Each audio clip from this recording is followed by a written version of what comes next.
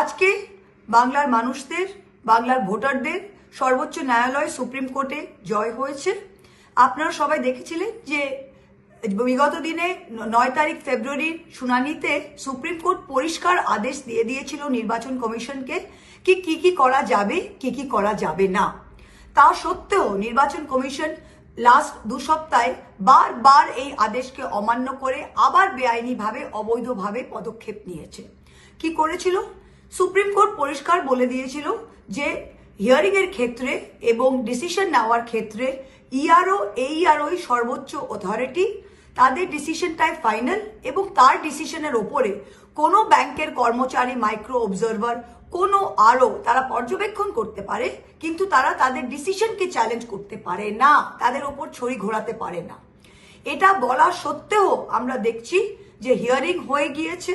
ERO, এইআরও কেসটা, document, নথিপত্র দেখে সেই ভোটারকে বৈধ ভোটার ঘোষণা করে তার নামটা পার্ট ফর ফাইনাল পাবলিকেশনের জন্য একটা ফোল্ডারে রেখেছে। হয়ে গেছে, সেই কেসটা ডিসপোজ হয়ে গেছে।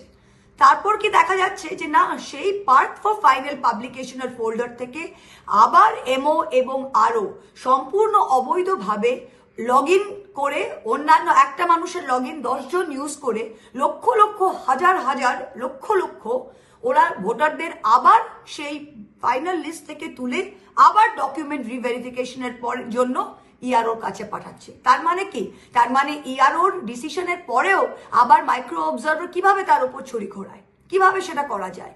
এক একটা অ্যাসেম্বলিতে যেরকম কেতুগ্রাম 52,000 এলডি কেসে 52,000ই তারা বলেছে আবার রিভিউ করতে হবে।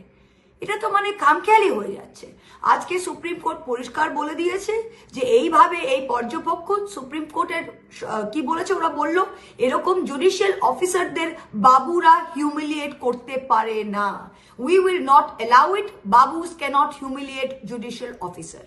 আর কি বলেছে ওরা? আর ওরা পরিষ্কার বলেছে যে আগামী দিনে এগুলো এখন ইআরও, এইআরওরা আবার রিভেরিফাই করে লিস্টে ঢোকাচ্ছে।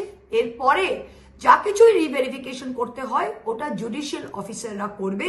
কলকাতা হাইকোর্টের, মাননীয় কলকাতা হাইকোর্টের যারা অফিসার নিযুক্ত করবে প্রত্যেকটা জেলায়, তারাই এই কাজটা করবে।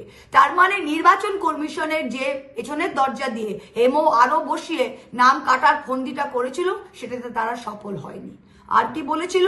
যে 14 তারিখ হিয়ারিং এর পর যে পশ্চিমবাংলায় 1,14,000 মানুষের বৈধ ডকুমেন্ট ছিল, সেটা ইআরওরা, এইআরওরা 14 তারিখ রাতের অবধি ওরা আপলোড করতে পারেনি, কারণ সবাই জানেন তাদের কাজের চাপ কি।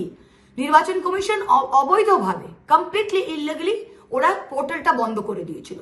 আর কি বললো? ওরা বললো ঠিক আছে, এই 1,14,000 মানুষ, যদিও তাদের সব নথিপত্র ঠিক আছে, তারা যদি ক্যান্সেল হয় আবার 6 নম্বর ফর্ম করে আবার তোরা আসুক। এই যে হ্যারাসমেন্ট, এটাও আগামী দিনে জুডিশিয়াল অফিসাররা দেখবে। যে সকল মানুষ ড্রাফট লিস্টে নাম ছিল ডিসেম্বর মাসে, তাদের আবার এলডির জন্য হিয়ারিং এ ডাকা হয়েছে। যে কোনো কারণে মানুষটা আসতে পারেনি, যেরকম নদিয়া জেলায় আমার এলাকায় 14,000 মানুষকে হিয়ারিং এ ডাকা হয়েছিল, তারা 14,000 মানুষ আসতে পারেনি, তারা যদিও তারা বৈধ ভোটার। তা তাদের কেসটাও কিন্তু জুডিশিয়াল অফিসাররা দেখবে। তো আজকে এটা পরিষ্কার বলা হয়েছে 28 তারিখে যে লিস্ট হয়েছে সেই লিস্টটা হবে এবং ইনক্লুশনারি হবে। আর তারপরেও যদি কেউ বৈধ ভোটার পাওয়া যায়, কোনো সাপ্লিমেন্টারি লিস্ট করে সেই নামটা দেওয়া হবে। তাই আজকে আমরা মাননীয় আদালতের কাছে কৃতজ্ঞ যে এই বিশাল ফন্দি যেটা নির্বাচন কমিশন বিজেপি পার্টির সাথে করেছিল মানুষকে, বৈধ ভোটারকে কাটা যাওয়ার জন্য, সেটাতে তারা